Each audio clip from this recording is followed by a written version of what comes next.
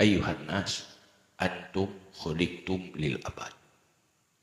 Wahai manusia, kamu itu diciptakan untuk abadi, untuk selama-lamanya. Sebelum kita ada, kita memang tidak ada. Tetapi setelah ada, akan ada untuk selama-lamanya. Tidak ada akhir.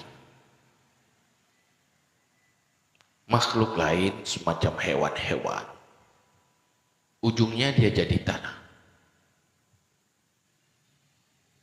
Setelah berakhir kehidupan dunia, tidak ada alam barzakh bagi mereka. Tidak ada alam mahsyar bagi mereka.